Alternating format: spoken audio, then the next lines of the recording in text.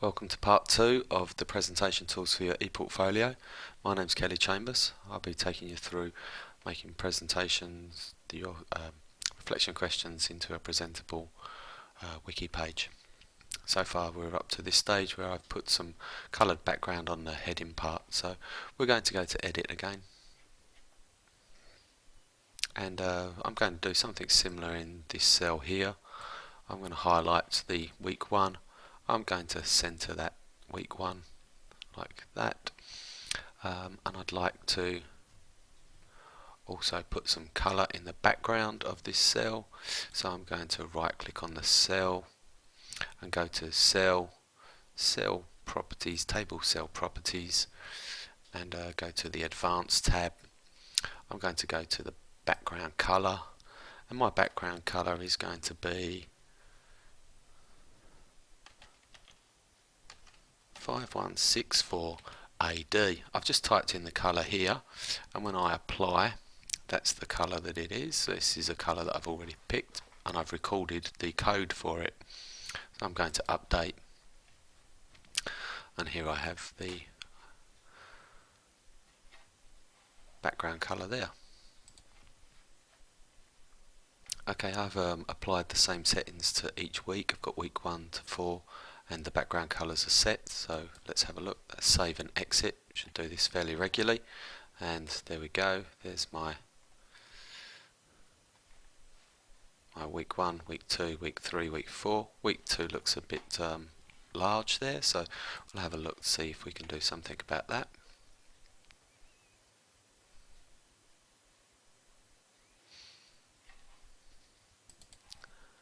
Okay, I found the easiest way to correct that that cell that looks a little bit larger is actually to enter out into the next cell and go back and delete, and now they're all the same size.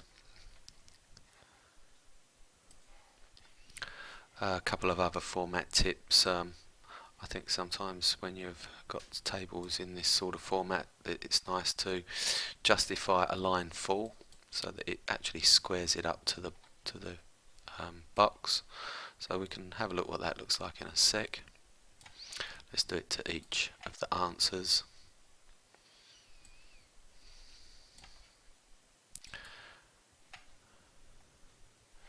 And save and exit. And then you have this nice edge along here. I think it then really highlights the questions as well.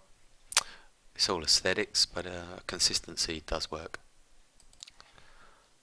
Okay, I'd also like to add an image into, let's add an image into one of the weeks. I go to edit.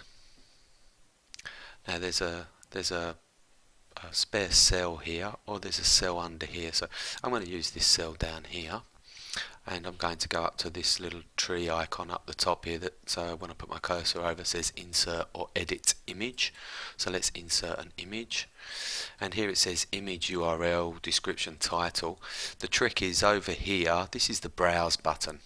So if I click on the browse button, it asks me to choose a file, and I'm asked to browse again, and it's opened up to my desktop. I'm going to go to my libraries and to my pictures here, and I'm going to pick one of these pictures over here on this side.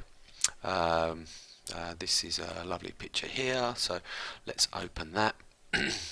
Excuse me. I'm going to upload that picture. It takes a bit of time. It gives it a preview. There's the preview in there. I can see that that's the picture that I was after. What I'd like to do is check the settings. So now the dimensions, this is something that is fairly useful here. I'm going to want to constrain the width of that this picture to 400, which is half of my table. And I'm going to ask it to constrain properties so it doesn't lose any of the shape of the picture, and I'm going to ask it to put a border around it as well, and we'll see how that works.